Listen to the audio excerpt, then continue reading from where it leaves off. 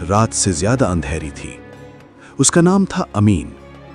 अमीन की उम्र कोई 8 साल रही होगी। पतले हाथ, उभरी हुई हड्डियां और आंखें, ऐसी आंखें जिनमें बचपन नहीं, भूख बस गई थी। 3 दिन से उसके घर में चूल्हा नहीं जला था। माँ बीमार थी। बाप कई महीने पहले काम की तलाश में गया और फिर कभी लौटा नहीं। अमीन ने सुबह उठते ही माँ के सूखे होंठों को देखा और छोटे भाई को देखा जो भूख से रोते रोते सो गया था। उसने मन में ठान लिया, आज कुछ भी हो जाए, एक रोटी लेकर ही लौटूंगा। सल्तनत में एक आदमी था जिसका नाम सुनते ही लोग सीधा खड़े हो जाते थे। सेठ यूसुफ अल हमीदी, शहर का सबसे अमीर व्यापारी। अनाज के गोदाम, कपड़ों की हवेलियां, सोने चांदी की तिजोरियां। उसका घर नहीं, महल था। ऊंचे फाटक, मोटी दीवारें और बाहर खड़े हथियारबंद पहरेदार। लोग कहते थे अगर यूसुफ चाहे तो पूरा शहर एक दिन में खरीद ले। लेकिन लोग ये भी कहते थे उसका दिल उसके ताले जितना ही सख्त है। यूसुफ को अपने पैसे पर नाज था। वो अक्सर कहा करता, गरीब अपनी आलस की वजह से गरीब है। मेरी दौलत मेरी अक्ल की देन है, किसी की दुआ की नहीं। अमीन नंगे पांव उसी महल के सामने आकर खड़ा हुआ। उसने ऊपर देखा, ऊंचा दरवाजा और उस पर चमकता हुआ लोहे का कुंडा। उसका दिल तेज तेज धड़क रहा था। उसने सोचा, अगर यहां से कुछ न मिला तो आज मां और छोटा भाई। वो सूझ पूरी नहीं कर पाया। उसने धीरे धीरे दरवाजा खटखटाया। ठक ठक। पहरेदार ने घूर कर देखा। क्या चाहिए? अमीन की आवाज कांप रही थी। भैया, एक रोटी। पहरेदार हंस पड़ा। ये कोई सराय है क्या?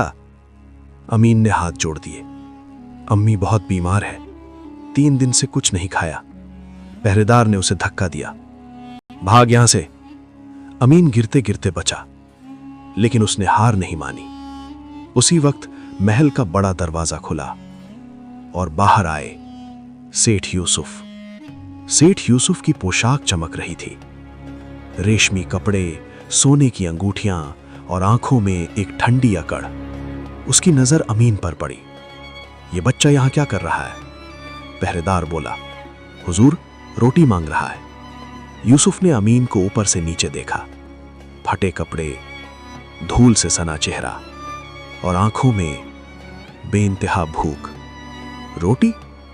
यूसुफ हंसा। पूरे शहर में काम पड़ा है और यह भीख मांग रहा है। अमीन ने कांपते हुए कहा, हुजूर, सिर्फ एक आखिरी रोटी। उस शब्द ने हवा को भारी कर दिया। आखिरी रोटी। लेकिन यूसुफ का दिल नहीं पसीजा। उसने सख्त आवाज में कहा, अगर हर भूखे को मैं रोटी देने लगूं तो मेरा खजाना खाली हो जाएगा। फिर उसने पहरेदार से कहा, दरवाजा बंद करो। भारी लकड़ी का दरवाजा अमीन के सामने बंद हो गया। अमीन वहीं खड़ा रह गया। कुछ पल, कुछ सांसें, फिर उसकी आंखों से आंसू गिरने लगे। वो जमीन पर बैठ गया। धीरे धीरे बुदबुदाया, या अल्लाह, अगर आज मां चली गई तो मैं किसे पुकारूंगा? महल के अंदर यूसुफ खाने की मेज पर बैठा था।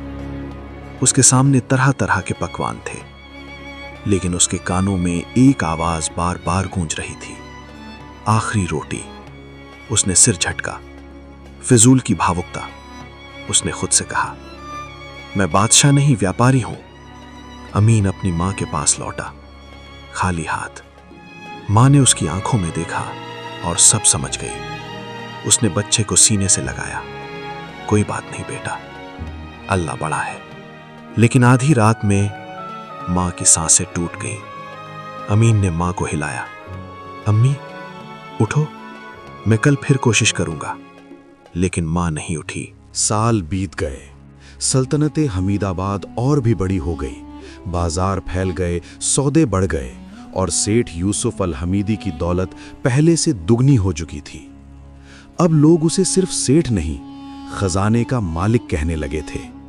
जहां वो जाता लोग झुकते, जहां वो बैठता लोग खड़े रहते। लेकिन जितनी उसकी दौलत बढ़ी, उतना ही उसका दिल सिकुड़ता चला गया।